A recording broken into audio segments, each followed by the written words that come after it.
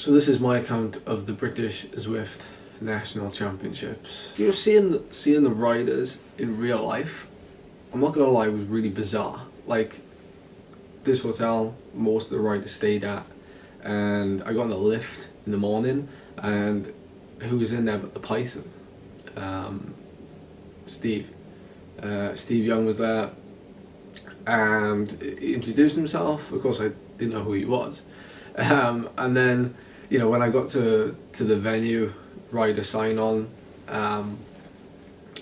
the riders there introducing themselves. James, fellow Welshman, James Phillips, who's actually Welsh road race champion currently, and yeah, just like meeting these people for the first time and not knowing, you know, who they are because I just raced against them as a virtual avatar. Something I noticed at rider sign on, and of course when we went through to stack our bikes in the warm-up area, was that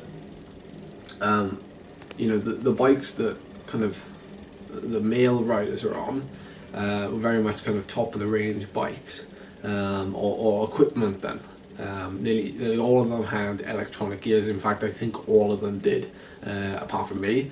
But then, you know, they had, you know, the Canyon guys were actually on Canyons, which were very, very nice bikes. And then obviously the Madison Genesis guys, the four of them are on their team bikes.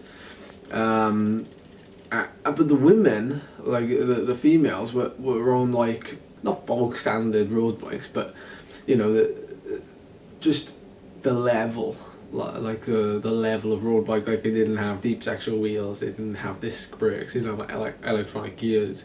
Some of them, you know, still had cables coming out of their brake levers, and it was like, it almost makes you feel like that side of the sport is like 15 years behind the male side of the sport, just from, like, you know, the equipment they ride. So we were ushered into these changing rooms, and the changing rooms were tiny, and there was like 4 of us in a changing room, and these changing rooms were down these kind of really long corridors that I got lost in several times, and I don't think we ever went to the changing rooms to change in the end, because we stayed in kit for most of the day. The first 2 races in particular were really close together, and then obviously the last race was a mile apart, but I just got changed between that second and third one. And they had their own kind of ensuite with a shower and you know, everything. So the weigh-in went well. Obviously wearing kit, well, full kit apart from cycling shoes. I knew that it would be, I knew that would add on, you know, half a kilo or whatever. And they're rounding up your weight as well, and I came in at, I think it was 63.6, I think, so they rounded me up to 64, and the scale was a Fitbit smart scale. I think it was a Fitbit. It was definitely a smart scale. And then they had a really technical way of measuring your height by basically getting you to stand on a wall with a tape measure and, like, using a notepad board to, like, flatten it on your head and taking a measurement. It wasn't very accurate, but did the job, I suppose. It wouldn't have mattered anyway, kind of which way it went for the championship, because all of the events were basically sprint events, and you know, you'd be watching this thinking, well, Ed, you're not a sprinter, obviously. The size of my arms, well, you can't see them under this jumper, but spaghetti arms. You know, you're not a sprinter, and you know, you're not you know, a guy who can do, like, those repetitive explosive efforts, and you're right there. You know, I've only got kind of like one big sprint in me, whereas those guys can sprint, you know, 1200 watts for maybe 10 reps before it starts to come down maybe to 1100 or 1000. But even if it comes down to 1000, it's still way more than my 800. Now, when mine starts to drop off from 800, it starts to go into territory of, like, well, you may as well not be sprinting at 700 or 600 watts. The riders briefing was a good laugh. It was as clear as mud, to be honest, because I think we all didn't really know, like, how the whole thing was gonna go. and we had a commissaire there, so a guy who would basically be in charge of overseeing the race, just like they would out on a road race or even a crit race. And the commissaire was just, you know, so this is the course we're riding on, these are where the sprints are, we're going through the finish banner like 5 times, and you sprint 4 times. It seemed like very surreal. We were talking about like a virtual world and a virtual race, but it was all very well like organised, like having a rider's briefing, and like you know, Zwift managed to change the colour of the banner in the game, so instead of, you know, going for the normal colour banner, we were now going for like a bluey red banner, which I'm sure you saw on the night. There was a lot of blue and red lights going on, which like fried my brain by the end of it, because we're basically indoors from like 11 AM till 10 PM, like 12 hours nearly. And that's like not good for your head, you know. You're like sat indoors most of the time, no fresh air, lots of noises going on, so that's the reality of the situation. So the idea was to have a spotlight on each rider. So we were placed in a semicircle around the stage, and like kind of, I was actually prime position, I was like middle stage. From where I was kind of riding, I could see the studio, the upper studio to my top right, and then kind of like the lower, kind of like what you'd call the sofa, where all the presenters would sit.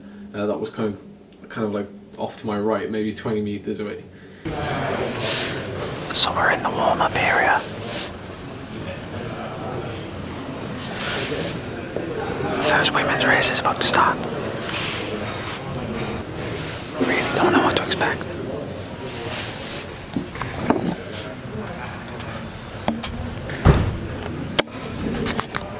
You know, the races themselves, I think from where I was, like with the spotlight as well, because the idea was with the spotlight, if in the elimination race, which was the first race, if you get eliminated, the spotlight would like go out, so a bit like a and then dark. I think that worked really well. At first, when we heard it in the riders' briefing, we were all laughing because it was like, we'd have like basically where our wahoos would be, we'd have like a big plastic button, and that would be connected like into a wire into the floor. And to be fair, there was no cables anywhere. Like, it was very well kind of like concealed, everything done. And we had that big TV screen in front of us and a huge, you know, Wahoo headwind fan. Like, it was so strong that you were like freezing like before the start, because like they were always say faffing about, and they were saying like, you know, oh, we got 10 minutes now, 10 minutes to go. And you don't want to be riding hard, because you don't want to be riding hard. But then if you didn't ride hard, you were getting cold because the headwind was so strong. But the plastic button worked really well. You could like hammer that. We didn't have to hammer it, you could just tap it with your finger and it would just activate your power up. Alright, bad news. I messed that up. I went really early, which you probably saw. It was good because I caught everybody napping. I think I had like a 5-second gap.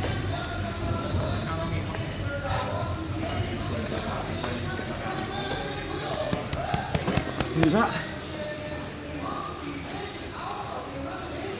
Is it Moldy? We got onto the subject of like the heart rate monitors, so we all had to wear ticker heart rate monitors that were already paired to the kickers, to the computer system that we were logged into on the stage.